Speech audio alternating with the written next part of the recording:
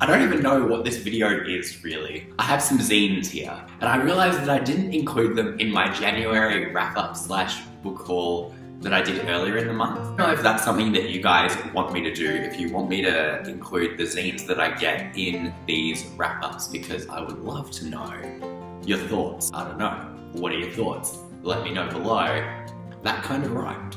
Anyway, I thought I'd share with you the 3 zines that I've got here today that I forgot to put in my January book haul slash wrap-up. They are 3 genderqueer zines by Alison Evans. Alison Evans is a non-binary Australian author from Melbourne. Alison Evans already has 2 books out. Their first book was Ida, which I don't know a lot about, but I know it's like queer Australian YA. Their second book was just released a couple days ago, I think. It's called Highway Bodies, and it follows, from what I know, it follows this band in like the apocalypse, and it's like a kind of a zombie queer Australian book. It's set in Melbourne, which I think is really cool, and I'm really excited to read it because I think it's going to be a lot of fun.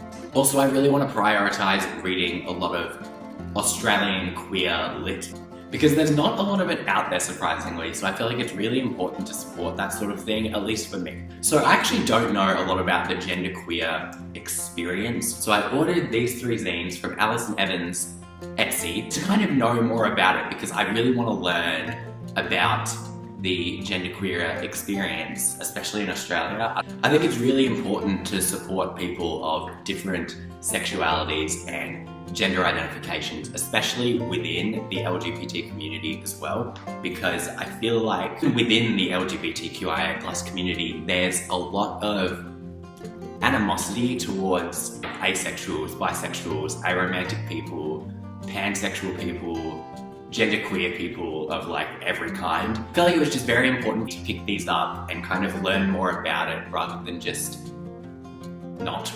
I'm sure, as you can tell, I don't really know what this video is. I'm going to talk about the zines now, so let's actually get into the content. This first one is called Euphoria. It's kind of just this explanatory little zine. It's all like printed words. It's about the term gender euphoria versus gender dysphoria. It's just really interesting to read about this perspective and just different, it was really interesting to read this little like informative thing about this perspective and kind of what it's like going through that sort of thing. It was just very interesting for me because I'd never really read anything like this before. It was pretty cool.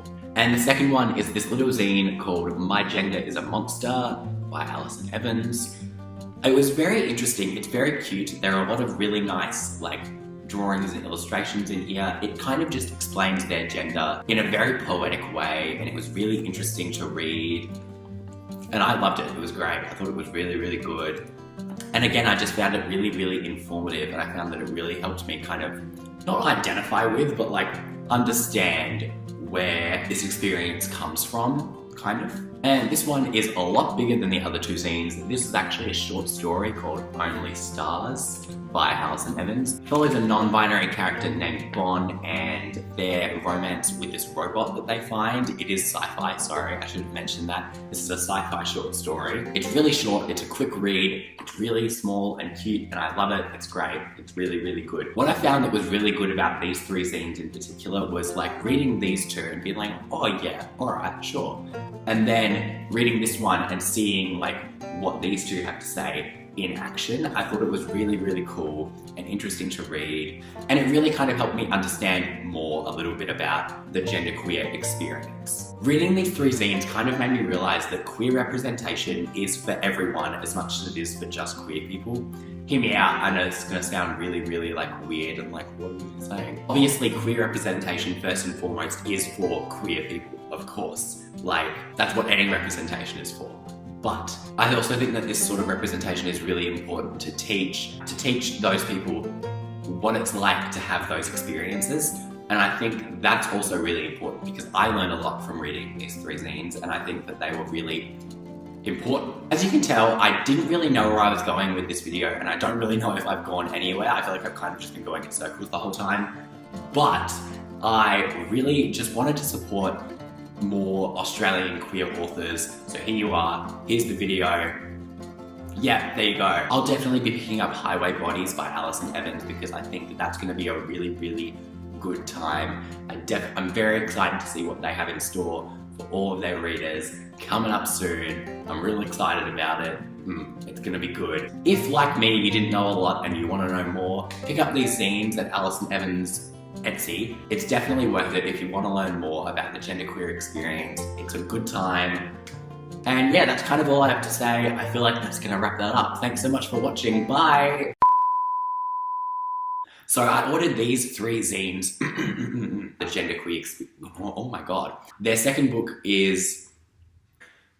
yeah, there you go. I said a couple videos ago that I look like trash. No, I look like trash today. Oh my god.